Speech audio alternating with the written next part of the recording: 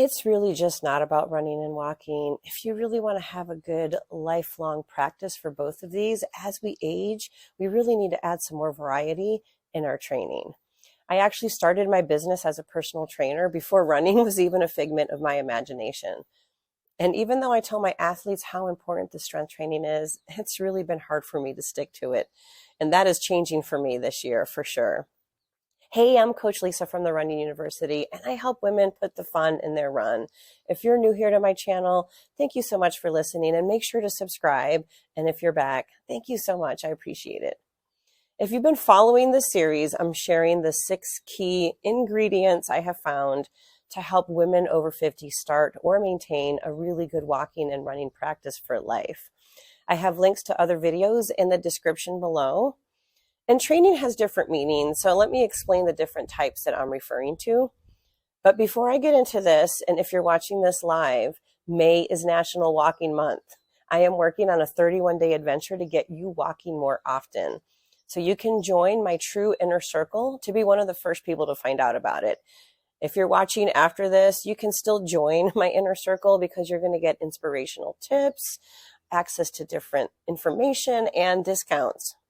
My inner circle always finds out things before anybody else. So again, that description is in the link below. First thing, let's talk about strength training. There's so much research now that talks about the importance of strength training, especially for women as we age. And can you believe that really up to this point, most of the studies that have been done were really all done on men and tried to be applied to women. If you've ever heard of Dr. Stacy Sims, I love her phrase that says, women are not small men. Back to strength training. This has actually become one of my priorities this year because I do focus too much on running and I really want to focus a lot more on strength training right now. Why? Well, first of all, it does also help keep us injury-free. It builds muscle, it keeps our bones healthy. It's going to help combat that muscle loss that we face as we get older and as our metabolism starts decreasing. Strength training includes body weight, CrossFit, dumbbells, weight classes, bands. The other one is mobility. Mobility will help improve your strength, your stamina, your flexibility, your balance. All of these things are just important in your everyday life, period. And if you think about it, when you're running, you're really balancing on one leg every single time. So it's really important also to help strengthen the joints and ligaments and tendons and the surrounding muscles, allowing the joint to really move better and more effectively and efficiently. Could be cross training, biking, yoga, Pilates, even just mobility work. And Original Strength is one of my favorite YouTube channels to follow. Flexibility is also very important. It does decrease your risk of injury. Again, it helps your joints move through their full range of motion. It increases blood flow to your muscles. Again, very important for everyday functional movement. And some forms of this might be yoga, stretching, foam rolling, myofascial release. Cross training is the other one, really great for functional movement. And it also really helps break that monotony mentally and physically. Could be biking, swimming, tennis.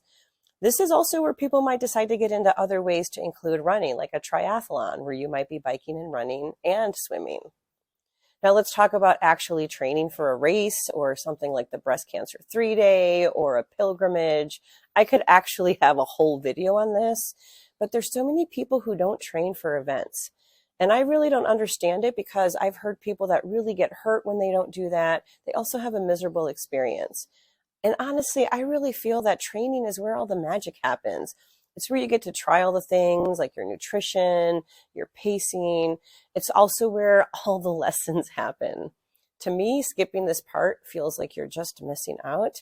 And I believe that when you cross a finish line or finish a long event that you've trained for versus you haven't, I really do feel like there's a different feeling of accomplishment.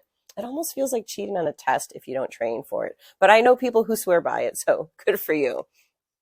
So all of these are really going to help improve your walking and your running. And you know what? This week I couldn't come up with a homework assignment. It was more important to get this out. Don't forget to subscribe because next week I'm talking about the 5th ingredient, which is consistency. And one of the main reasons I'm creating the Walk This May adventure. Again, don't forget to subscribe.